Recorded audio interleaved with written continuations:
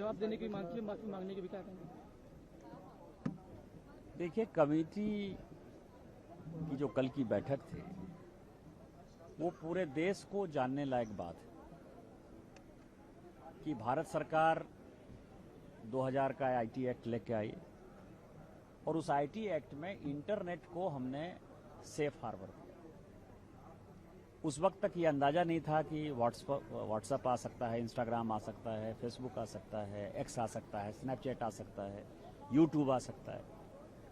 और उसके पीछे रीजन ये था कि कोई किसी से यदि इंटरनेट का सहारा लेकर कोई बात करेगा, क्राइम करेगा, तो जो कंपनियां हैं जो इंटरनेट देने वाली हैं, चाहे वो BSNL है, चाहे वो MTNL है, चाहे वो रिलायंस है, चाहे वो एयरटेल है, उनके ऊपर कोई कार्रवाई नहीं।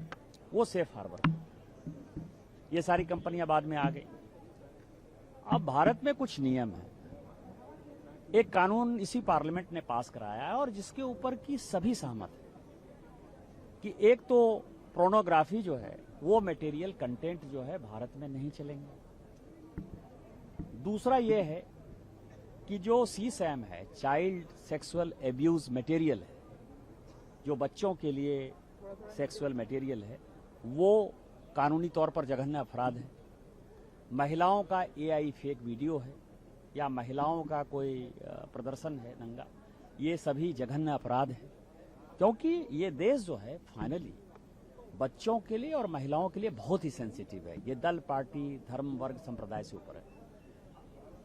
कल जो गृह सचिव ने बातें कही कि सेफ हार्बर देने के चक्कर में इस media platform, social media platform पे कोई परेशानी नहीं हो, इसके चक्कर में हम लगातार मीटिंग करते हैं चाइल्ड सेक्सुअल एब्यूज मटेरियल के ऊपर, महिलाओं के ऊपर, AI जनरेटेड फेक वीडियो के ऊपर।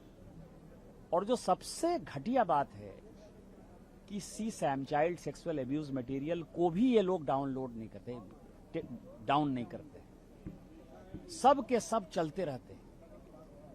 अब जितने आप ये समझिए कि नए नए जो ऑर्गेनाइजेशन बनते हैं, जैसे एंटी रिजर्वेशन ऑर्गेनाइजेशन बना, आपको पता है कि उसका जो एडवर्टीजमेंट है, वो जो पॉर्न वीडियो चलते हैं, जो सेक्सुअल वीडियो चलते हैं, उसके ऊपर वो एड चला के जो है लोगों को ल्यूर करते हैं, उसके साथ वो मेंबर बनाते हैं।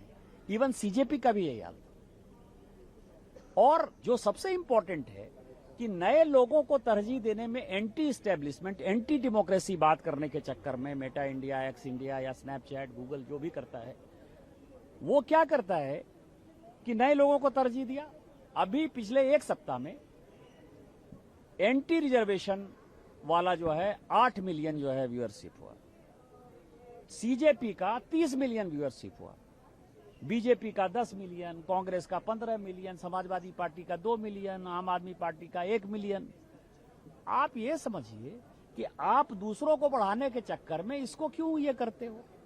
दूसरा, इसके पास कोई हिसाब किताब नहीं है कि आप जब सोशल मीडिया प्लेटफॉर्म का उपयोग करोगे तो VPN पर कितने लोग हैं, इसको तो बताओगे, क्योंकि VPN तो यहां बैन है। इन सारे सिचुएशन में जो गंभीर हालात हैं, और इसमें पूरी कमेटी, आज मैंने कई एक लोगों का देखा कि उसमें कांग्रेस के लोगों ने ये कहा, हमारी कमेटी में किसी ने कुछ नहीं कहा, सभी के मिनट्स हैं हमारे पास, सभी कमेटी के मेंबर यूनैनिमस थे कि इस देश के प्रधानमंत्री होते हैं, यदि उनका कंटेंट आप डाउन कर सकते हो, डिलीट कर सकते हो, और 1-2 घंटे नहीं, 12:30 बजे से लेकर सुबह 5:30 बजे तक 5 घंटे डिलीट कर सकते हो, तो इससे ज्यादा कोई सीरियस बात नहीं है।